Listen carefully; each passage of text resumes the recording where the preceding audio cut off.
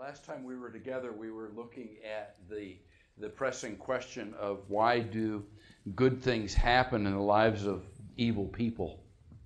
And Asaph, the worship leader of Israel under David, was really struggling with that question because he wanted to be able to stand before the people and lead them in worship.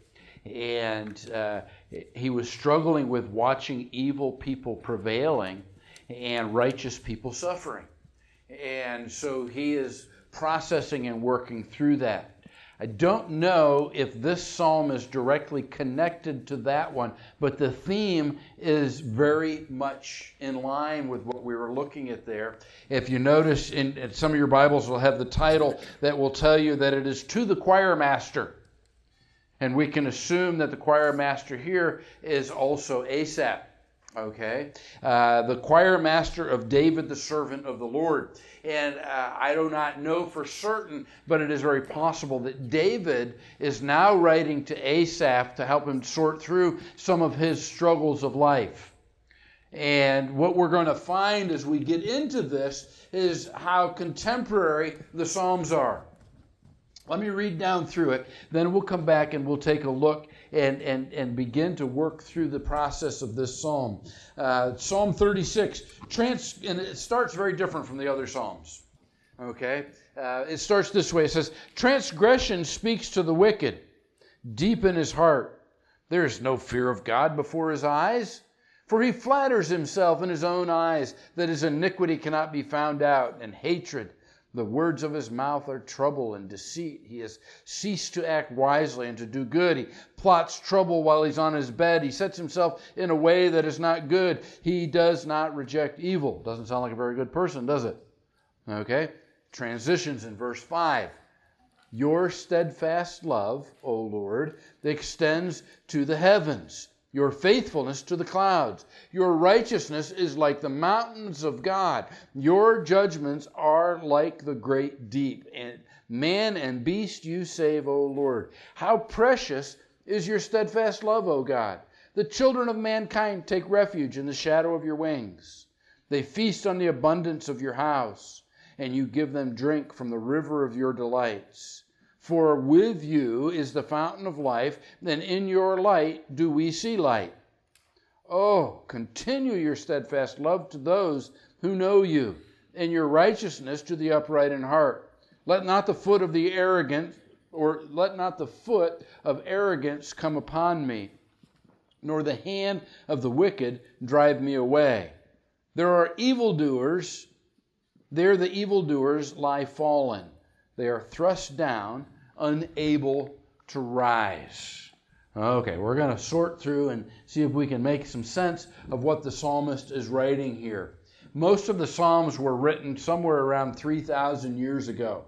Written on a different continent, written in a different language, written to a different audience, and yet they are very relevant to what we're looking at today. Should we endeavor to write a description of an evil person?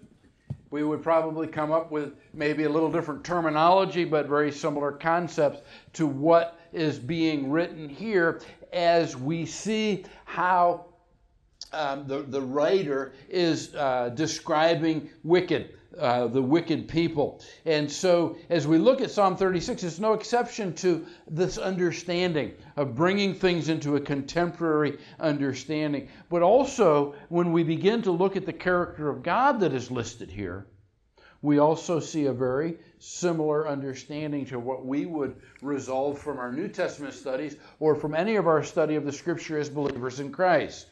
So as we look at this, David begins in the first 4 verses, and he's looking at the characteristic of the evil person, and then he picks up by verses 5, 6, 7, and 8, and he's dealing with the characteristic of the righteousness of God, and then he concludes with the plead of the psalmist. So that's kind of the outline of what we're going to be looking at. But what we also find here as we look through this, one of the buzzwords in our culture is worldview. Okay? And as we begin to try to understand the concept of worldview, there is a secular worldview and there is a biblical worldview, and they are constantly in contrast with each other. If we look at the complexity of what's going on around our world, we see the clashing of these worldviews. Many times the clashing of the worldviews is divided in political lines. And that's not my intention at all this morning, to get into the politics of it all.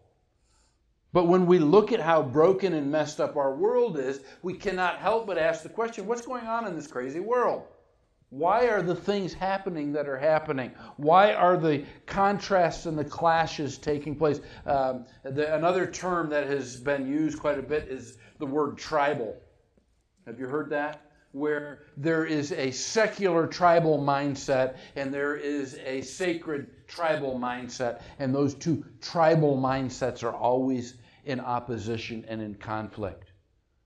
And so the lines are drawn in so many areas of world and so many areas of culture. And so it is a battle for this worldview concept. And so what I want to do this morning is I want to give an overview of worldview. Then I want to show you how the secular worldview and the sacred or biblical worldview show up in this psalm.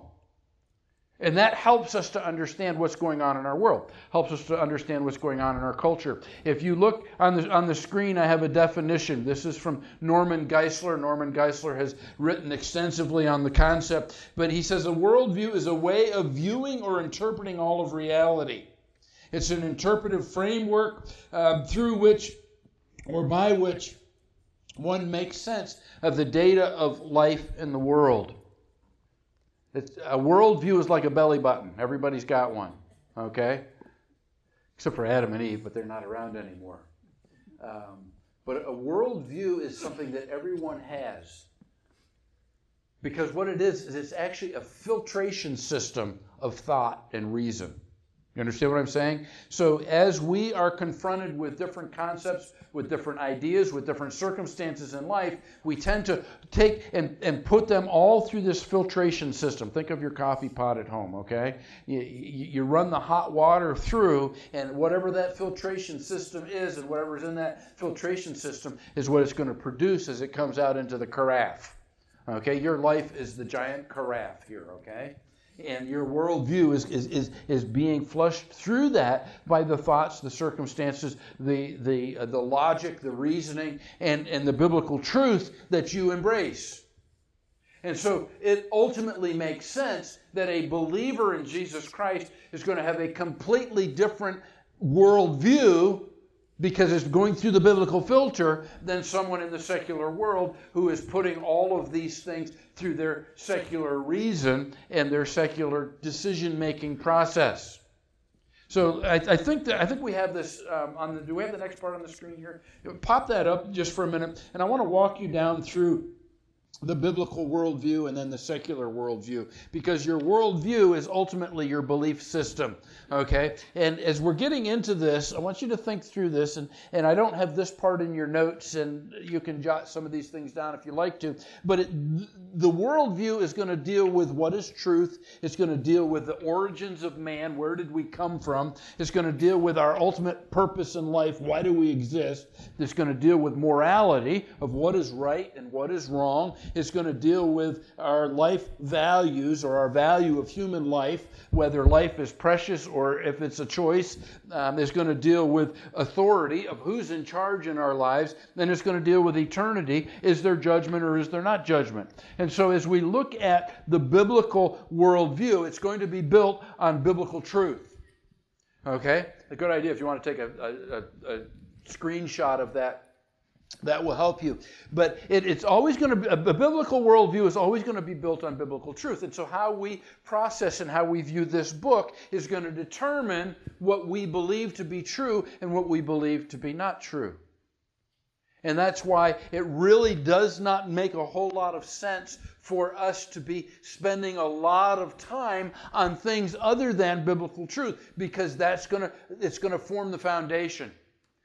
That's the ultimate part of the filter. Next thing you see is in the biblical worldview, based on biblical truth, we understand that God exists and He has revealed Himself to us. In the beginning, God created the heavens and the earth. God desires to have a personal relationship with man, but we have fallen out of that relationship because of sin, and so the restoration of that relationship is God desiring to reveal Himself to us. Okay? The Word became flesh and dwelt among us. Third, God created and sustains all things. When you go from the biblical worldview to the secular worldview, the discussion of origins is absolutely critical.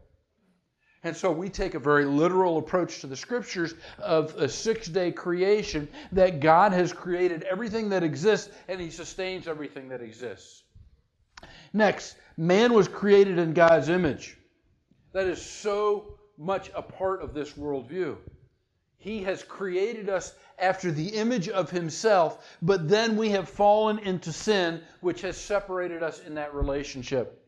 Next, because God is the one who sets the standard, there are going to be moral absolutes that are established by God. Again, when you get to the secular side, the moral absolutes are all turned into relativism.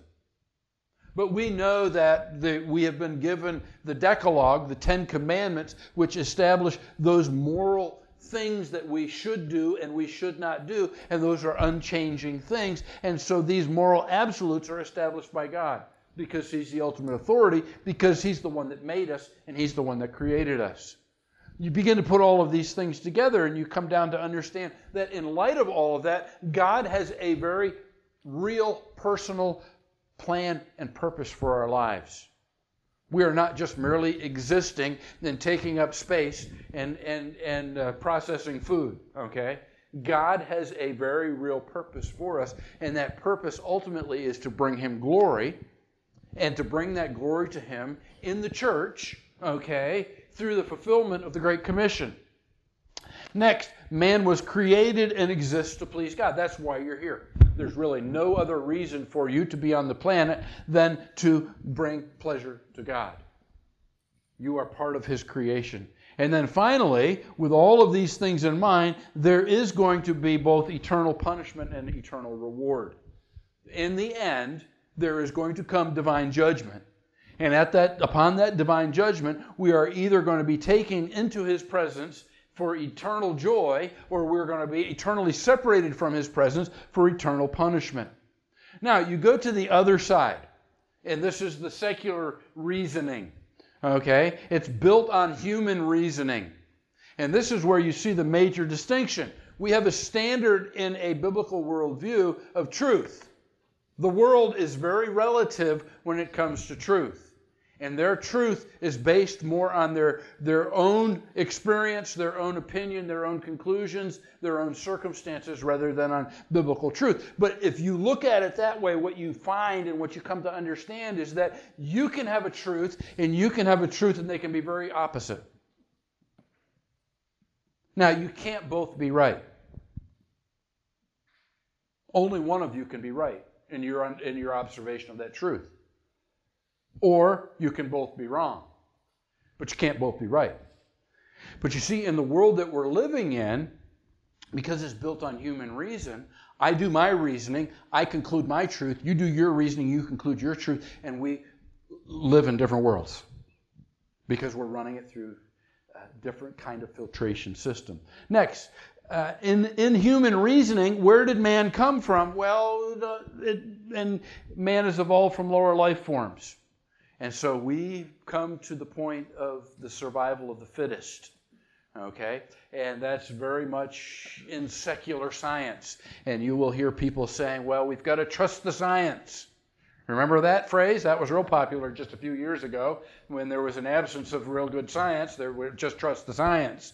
But they would say, well, there couldn't possibly be a God that we're accountable to, so we must have come from somewhere, so we must have crawled out of the pit from this primordial slime, and this is who we have become. And so if I'm smarter, stronger, and more beautiful than you, I'm going to rise to the top, and you're not. Okay? But really, the reason why we have our existence is because we've been created in the image of God. Next, man is then in the secular mindset, man is the highest form of life and controls his own destiny.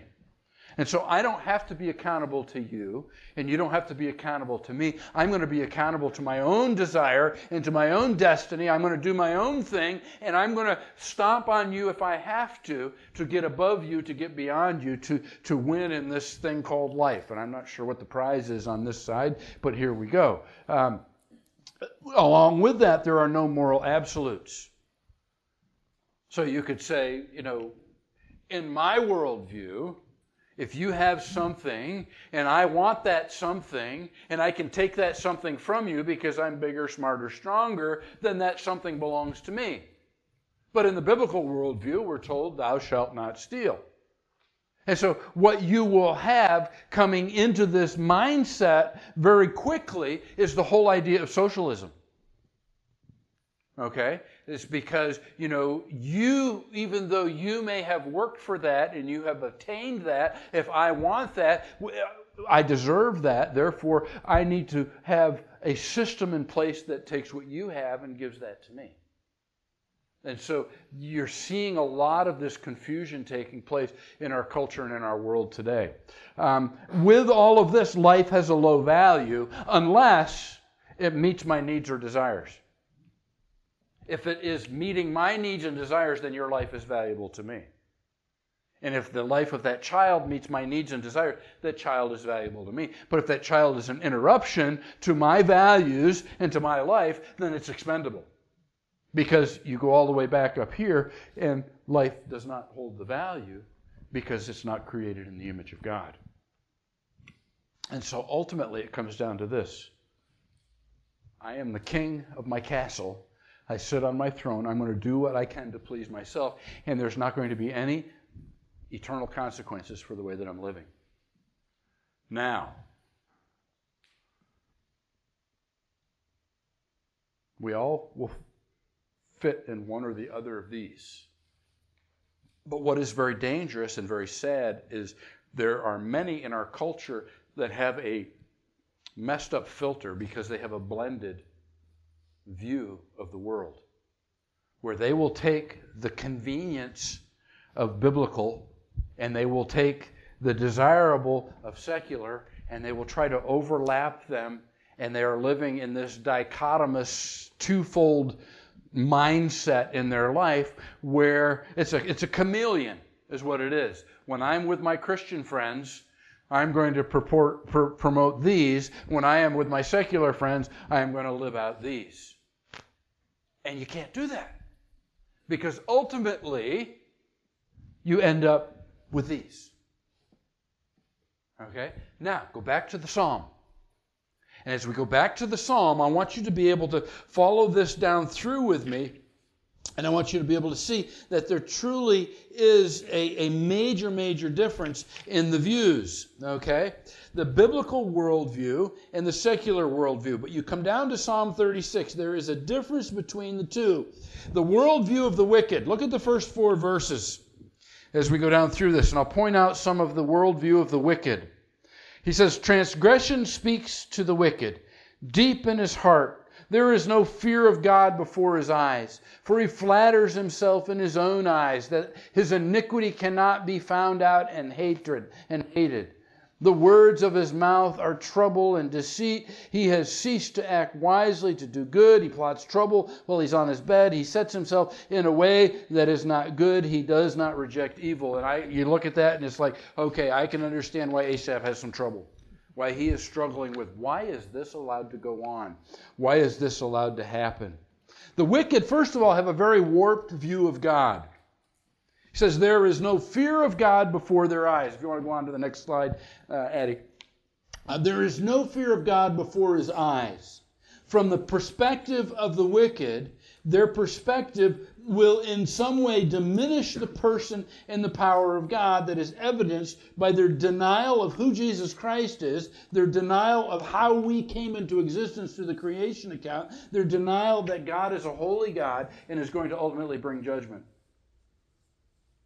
Now, this is coming right out of that secular worldview, and it's always going to begin with a warped view of God. A warped view of God, even to the extent of denying his existence. The reason that the wicked diminish or deny the person and the power of God is because if they acknowledge that God is sovereign and that he is on the throne, then they're required to acknowledge that they're accountable to him. And people don't want to be accountable to God, especially in a secular mindset. It's the "you're not the boss of me" mentality. Don't tell me what to do. You're not in charge of me.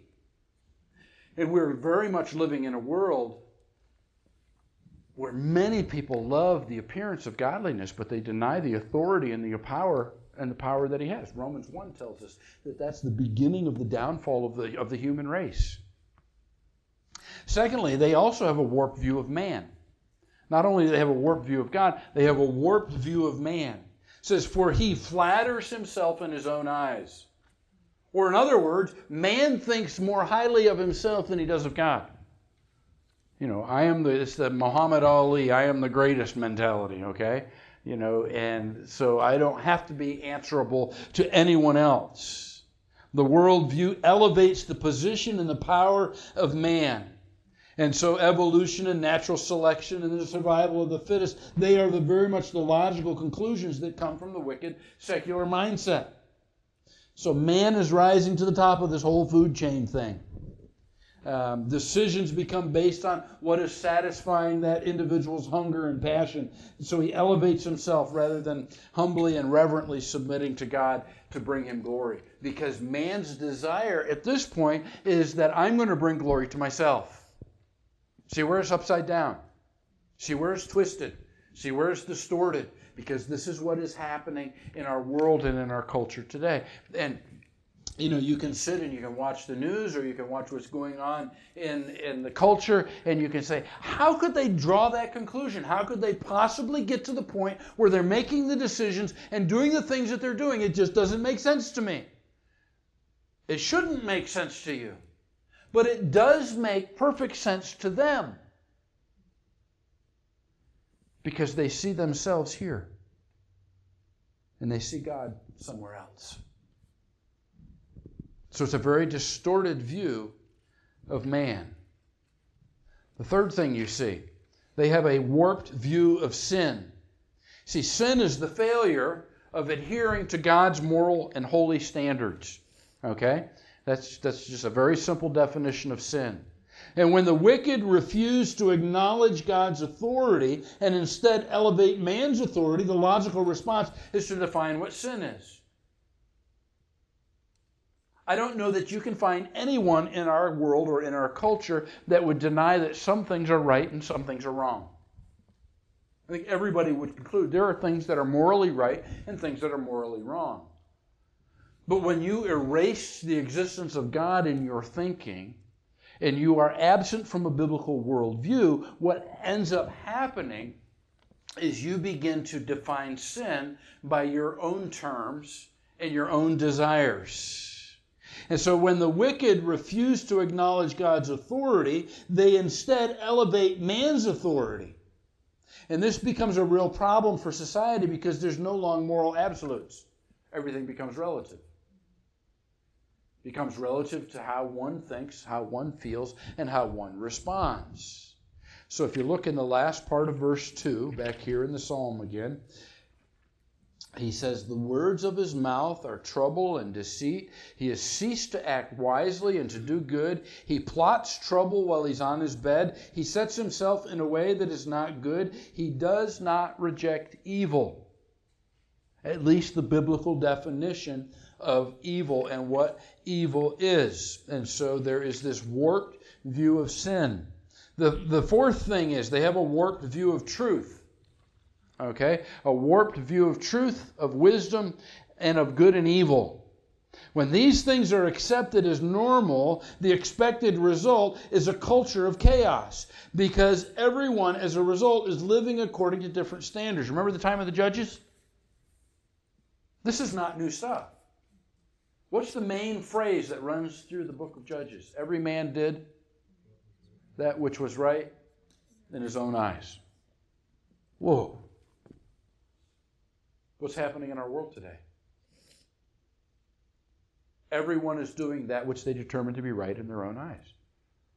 They're disregarding what God has determined to be acceptable, what He has determined to be right, what He has determined to be wrong. And so every standard, out of a sense of tolerance and sensitivity, is given equal consideration, equal respect. And anyone who claims exclusivity in moral standards then is viewed as a bigot.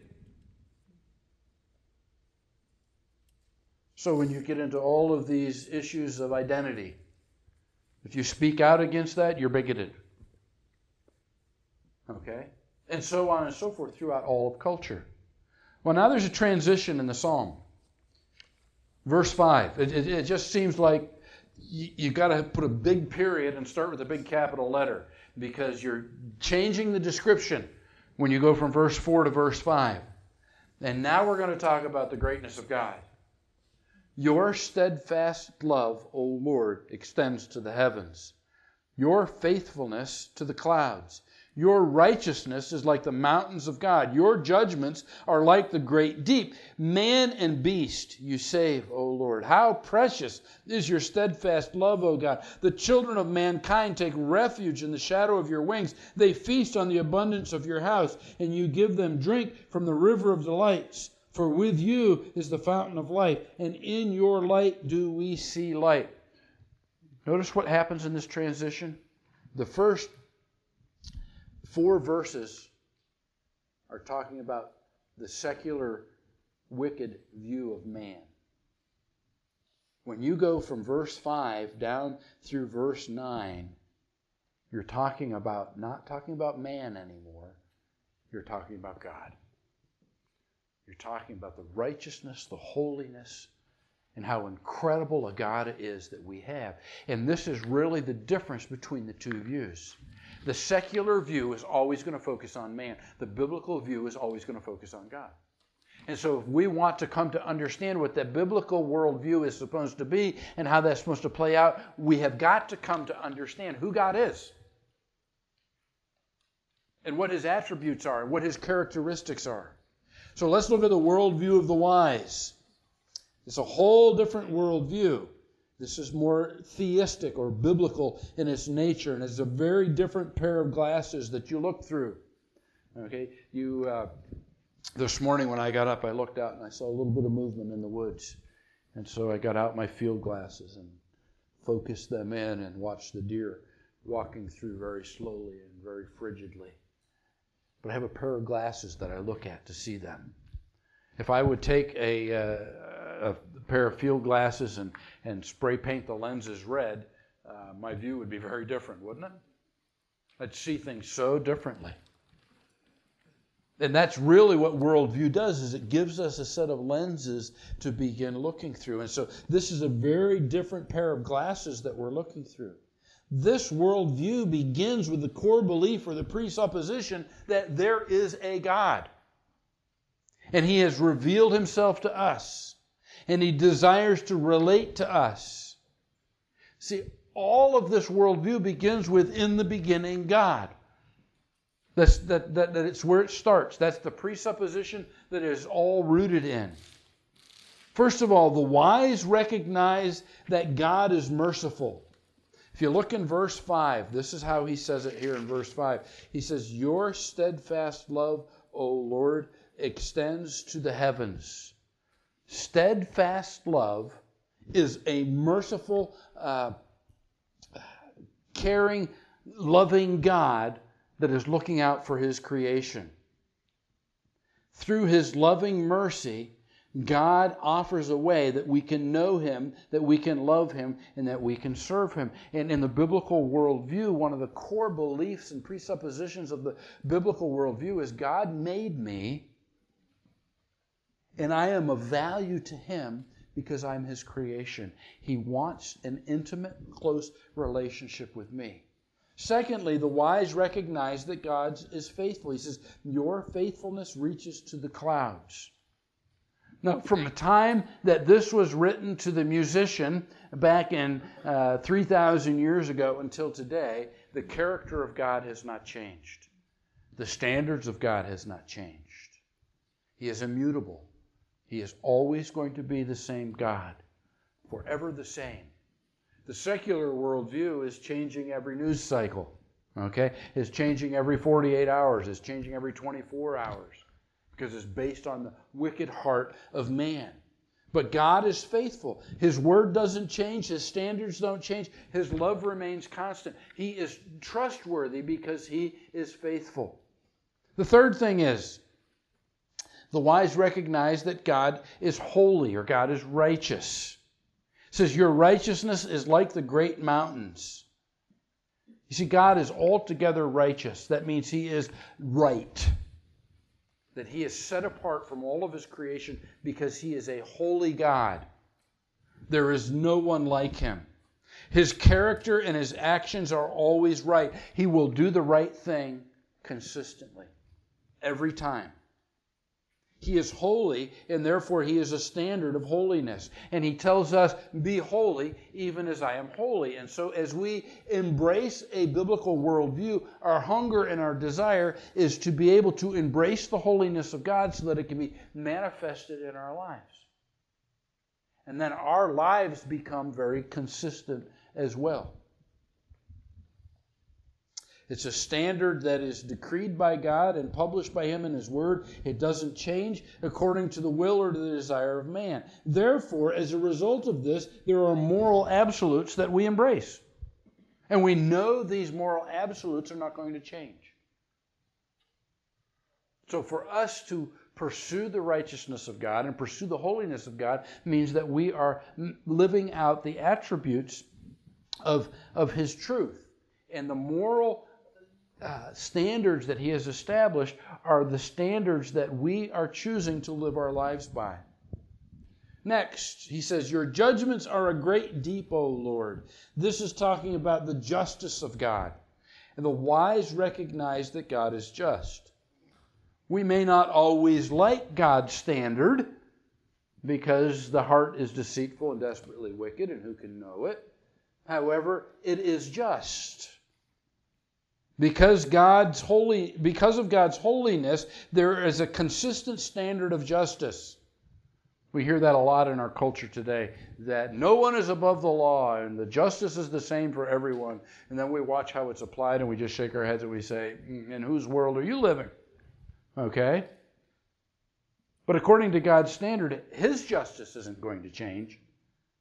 The wages of sin is always going to be death for everyone, apart from the shed blood of Christ.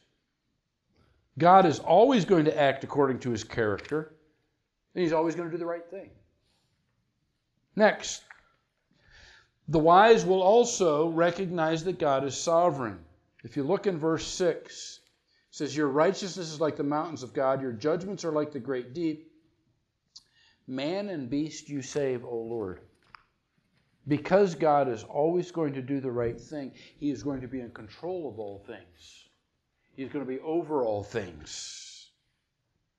Man is not the master of his own destiny. God is. So every breath we breathe is because of His grace. It's because He is preserving us. It's because He is saving us. It's because He is caring for us. Next, the wise recognize that God is ultimately good. He says, how precious is your loving kindness. Because of His loving kindness, He's continually showering His good upon us. He desires to see us conform to His very image. Verse 7, the latter part of the verse, we find that the wise recognize that God is trustworthy. With all of these other things in place, we can look to God and we can trust Him. What about people? Especially people with a secular worldview. Can they be trusted? Sometimes. Not always. Do you know why? Because they are climbing their own food chain. They're desiring to be at the top of their own world. And so you are going to be able to trust them as long as you are going to be a benefit to them. But ultimately, when you cease being a benefit to them, be careful. Because at that point, they may cut you off. They may do harm to you in order to make themselves in a better position. But God is trustworthy. And we are to put our trust in him. How precious is your steadfast love. The children of mankind take refuge in the shadow of your wings. Number 8, the wise recognize that with all of these things in place, God is worth pursuing because God satisfies. Verse 8 and verse 9, they feast on the abundance of your house. You give them drink from the river of your delights, for with you is the fountain of life. In your light do we see light. When we embrace a biblical theistic worldview, and these things begin to come into order, we recognize that God satisfies. He abundantly satisfies with the fullness of who he is. Gives a drink from the river of life. In his light, we see light because he is light. So you've got these two contrasting worldviews. The worldview of the wicked leads to destruction. It leads to desperation. It leads to despair. It leads to disaster. The worldview of the wise leads to joy. It leads to intimacy with God. It leads to satisfaction in life. And so the psalmist has outlined these two worldviews. And now there is a plea to God from the psalmist. And you see this in the last 2 or 3 verses of the psalm. You pick up in verse 10. And you get another transition here. He says, "Oh, continue your steadfast love to those who know you." And so the psalmist is speaking directly to God in a plea, in a prayer. And he says, "Oh, continue your steadfast love to those who know you, and your righteousness to the upright of heart." Then he has another request. He says, "Let not the foot of arrogance come upon me." Isn't that interesting? You have Asaph, the leader of worship, who should have a biblical worldview, and I believe does, but he's struggling. He knows his vulnerability. Living in a secular world and in a secular culture, he knows he has the tendency to be drawn toward and to revert to the secular mindset. And so he says this. He says, "Let not the foot of arrogance come upon me." A turning away comes from arrogance. Another word for arrogance is pride. "Let not the foot of arrogance come upon me, nor the hand of the wicked drive me away." Remember, Psalm chapter 1 is kind of the overriding psalm. Okay? And we're to walk not, to stand not, to sit not in the counsel of the ungodly. And he is saying here, don't let the hand of the wicked drive me away. Psalm 1 says, better watch your proximity to the wicked because that tendency will be there.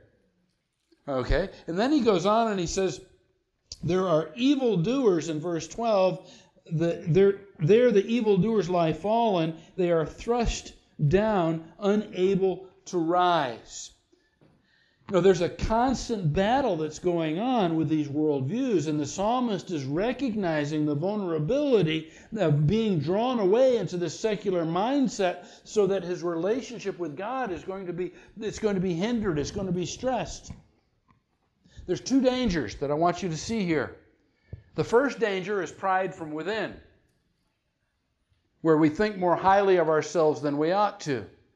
The second danger is deception from without, listening to and embracing the evil of the wicked's perspective. And he's saying, don't let that happen to me.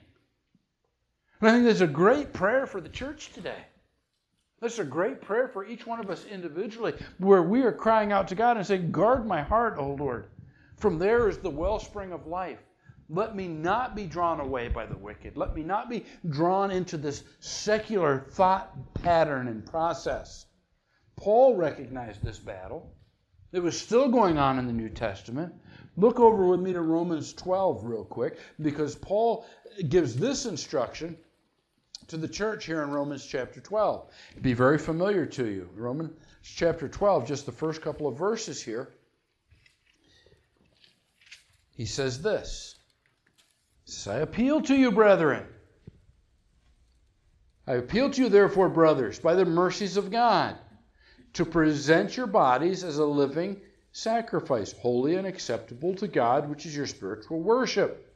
I guess another way to say that is Devote yourself to developing and maintaining that biblical worldview. Offer yourself to God, to His way of seeing things, to His way of leading, to His way of directing, to His standard of morality.